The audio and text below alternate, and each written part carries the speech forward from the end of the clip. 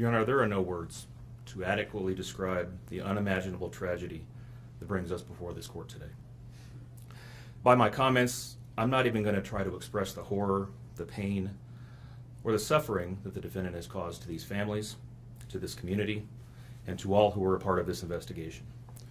However, I do want to spend a few minutes sharing with the court the details of the crime, as so far you've only had an opportunity to review the affidavit and a few facts here and there that have been offered to the court in the motions and pleadings that have been filed. The questions that have screamed out to anyone who will listen since August 13th of 2018 are why and how. Why did this have to happen?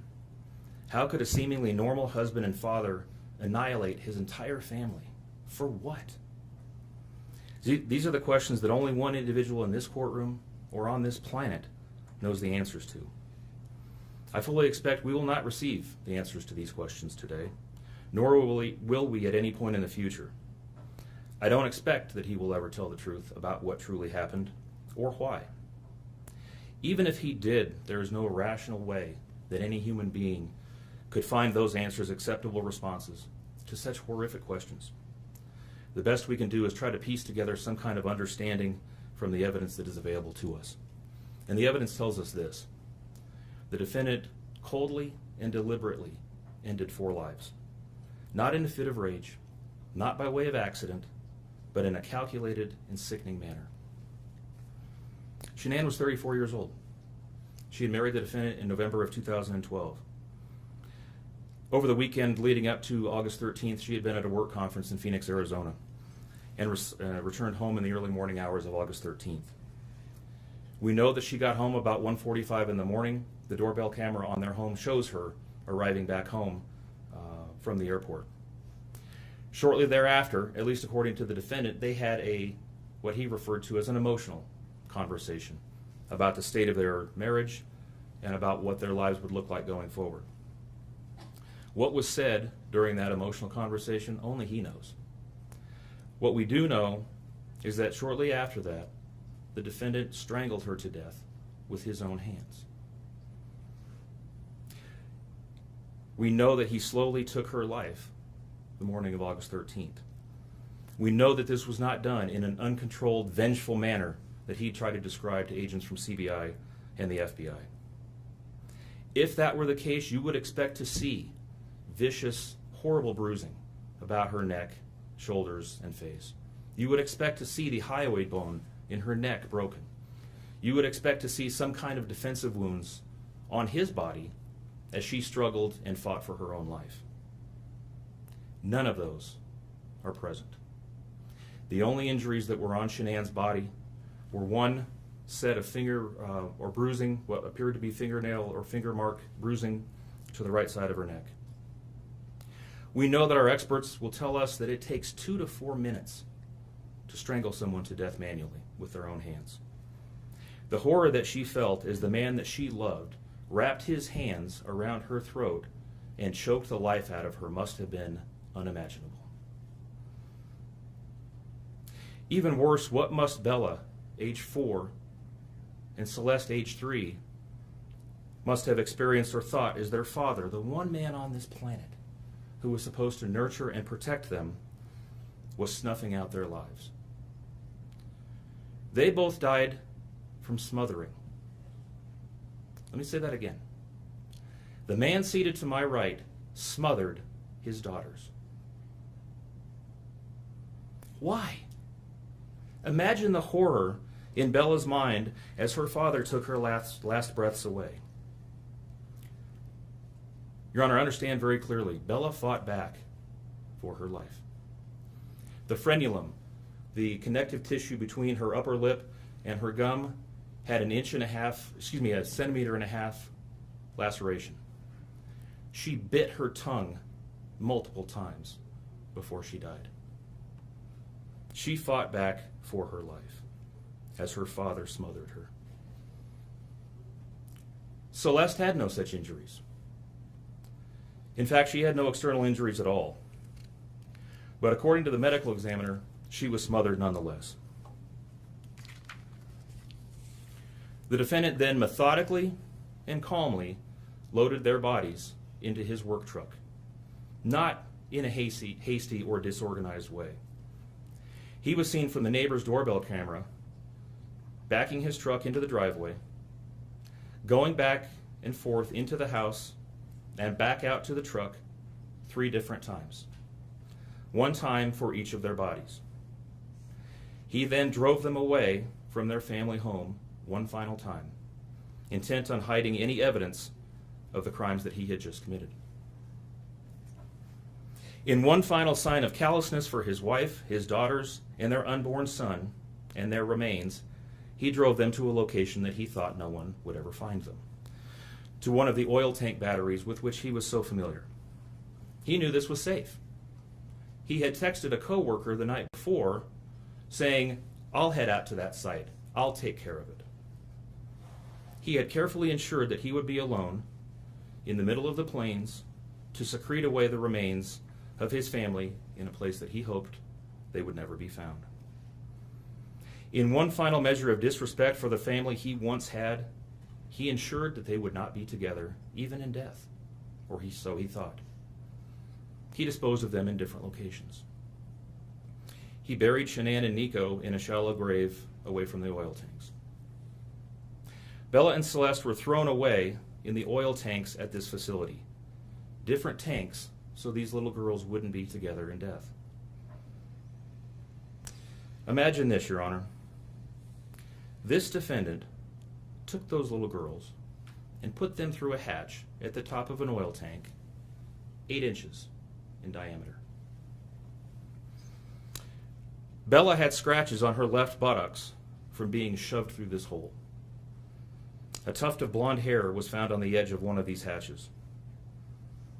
The defendant told investigators that Bella's tank seemed emptier than CC's because of the sound that the splashes made. These were his daughters. Significantly, when his coworkers arrived at the tank battery later that morning, to a person, they all described him as acting completely normally. It was a normal workday, even while his daughters sank in the oil and water not far away from him. And then his efforts at deception truly began. We've all seen the emotionless interviews that the defendant gives to the local media asking for help in locating his family. We watched as he claimed that the house was empty without them, and that he hoped that they were somewhere safe, and that he just wanted them to come home. He told investigators that they were at home sleeping when he left for work that morning, and that Shanann had told him that she was taking the girls to a friend's house for the day. What is striking about this case, Your Honor, beyond the horrors that I've already described to you, is the number of collateral victims that he created by his actions. While he stood in front of TV cameras asking for the safe return of his family, scores of law enforcement officers, neighbors, friends, and family scoured the area,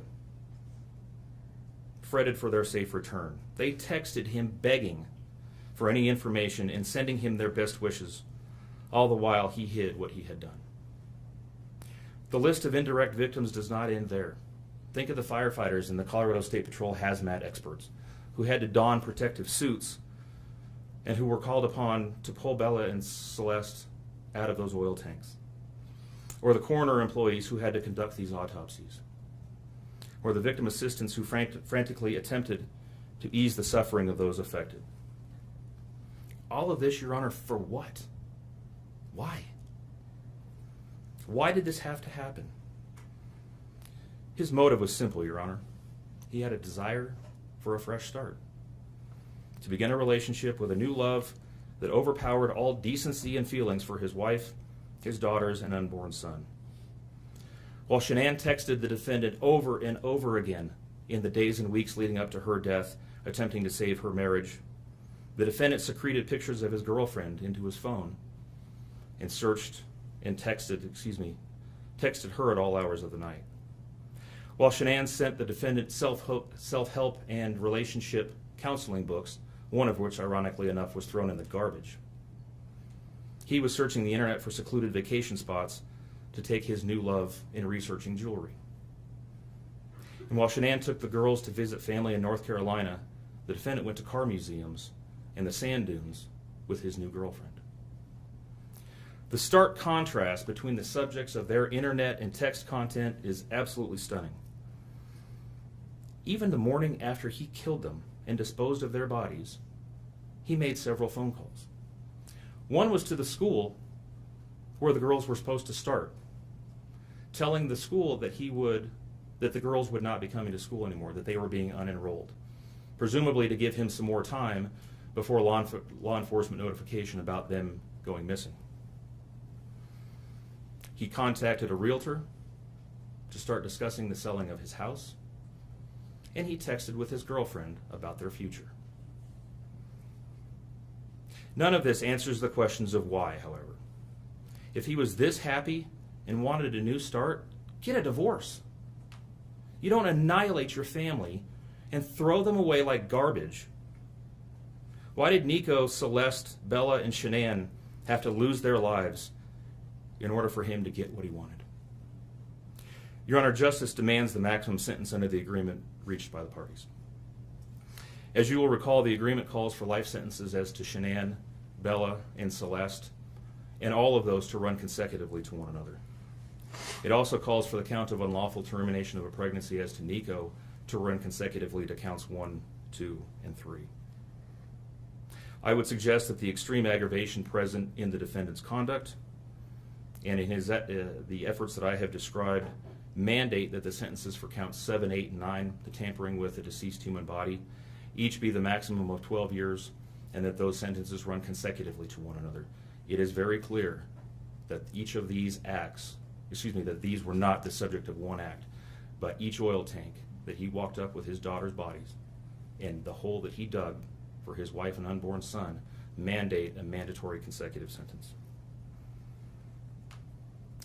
It's been alluded to this morning, but the defendant was certainly eligible for the death penalty in this case under the existing law in the state of Colorado. As you heard, Shanann's family strongly opposed my office seeking the death penalty and being bound to the criminal justice system for the next several decades. That's in large part, as you've heard, why we have reached the agreement that we have. 4 lives were lost at the hands of the defendant on August 13th for reasons that we will never fully understand, nor will we know. In the end, the Rusick family was much more merciful towards him than he was towards his wife, his daughters, and his unborn son. Prison for the remainder of his life is exactly where he belongs for murdering his entire family. Thank you. Are you seeking 91 days to file a request for restitution? I am, Your Honor, please.